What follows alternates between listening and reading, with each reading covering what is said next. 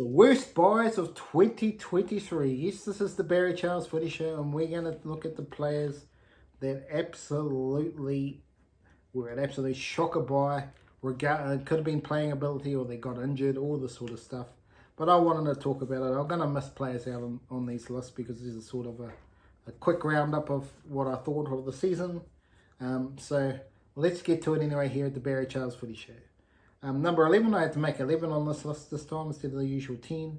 But Tariq Sims went to Melbourne Storm and everyone thought he was going to turn it around, and he didn't turn it around. He was disappointing very much. And it's now ending up in the Super League, so disappointing for him. But definitely well-deserving of a good player. Tariq Sims, a very good player, no doubt about it. But his time has come in the NRL and he's time to move on. Very disappointing season from him. Number 10 from the Gold Coast Titans, formerly at the Roosters. Sam Verrill's injuries continue to ruin his career at the moment. Let's hope he can stay on the field next season because they really need him to be playing well, because the Gold Coast Titans are my smoky to win the competition next season. I don't know if they will, but no, I definitely think they're a team that really could skyrocket next season if all their players gel together and Jayden Campbell goes to another level. Woo! Something to look. But yes, Sam Verrill's been injured, was very costly for the Titans and didn't play that well when he was playing. Number 9, Aaron Schoupp from the Bulldogs was expected to do the same thing at the Titans, but really got game time, so not interesting to see where he shapes up if Des Hasler thinks he is a player they need. But I was very disappointed not to see much more of him because I thought he was a rising star of the game, but you never know, can turn it around with a new coach. Number 8, Luciano Leilua, even though I think he moved mid-season last year, but anyway, still signing for this season. From the Tigers, Luciano, very disappointing, obviously domestic violence things, but for what they were expecting out of him, it was a disappointing campaign for him, and he will need to go another level to repay the faith in 2024. Number 7, I could have had him higher on the list, Viliami Kikau. All the hoopla, all the signing really early in last season, but obviously the injuries got up with him, but yeah, in terms of money for with him not being on the field, it really cost him dearly, and even when he was playing, he struggled a little bit. So Viliami Kikau was disappointing.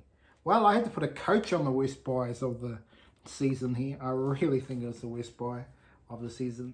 Anthony Seibold. Why, oh why did they let go of Des Hasler?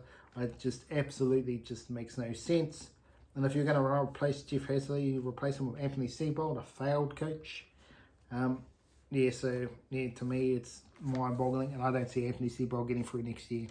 I'm putting it out there already. I just don't think he's a good enough coach.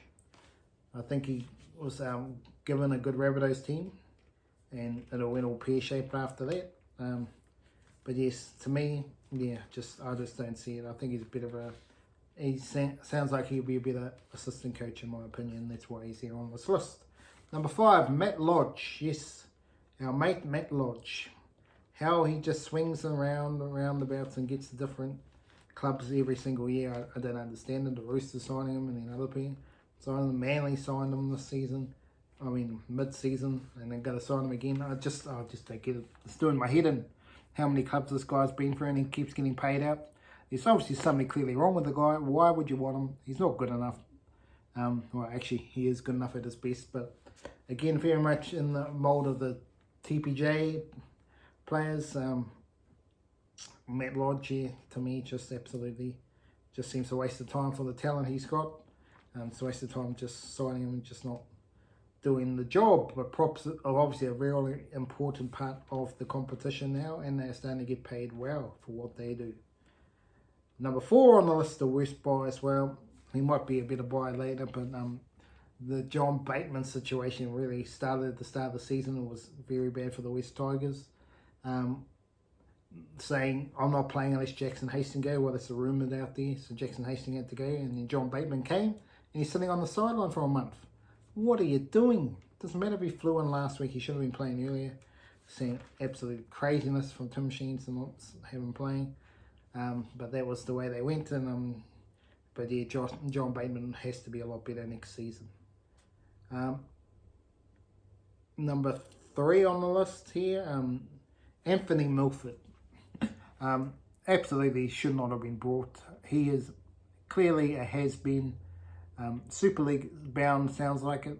I don't see there's any point of him staying in the NRL because he's just not up to NRL standards anymore, unfortunately. He hasn't been able to turn around his career.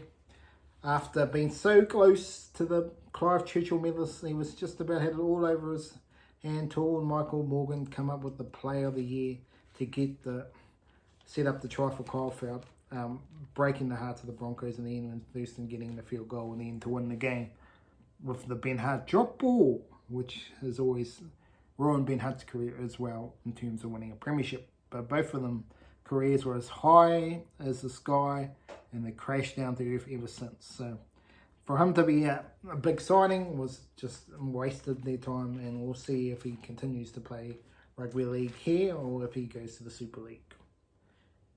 But I've recorded this earlier, so it might have been already changed by then. Number 2, Brandon Smith on the list. Yes, Brandon Smith, up there with the worst buy of the year. I would argue could have been the total worst buy of the year, but he had a big last month which stopped him from being number 1 on this list, Brandon Smith.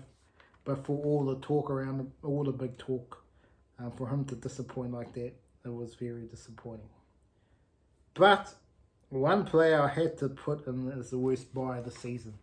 Yes, this guy had to be. He went from a grand final last year, folks. A grand final to wooden spoon. And no, it wasn't at the same club, but well, he wished he was at the other club. Isaiah Papali'i went from hero to zero.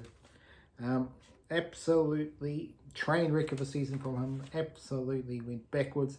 Obviously, he didn't have the services of the Dylan Browns and the Mitchell Moses this season, and he just looked lost at sea. Absolutely, no doubt about it. It was, in terms of what we were expecting and what we got, it was the worst of the season.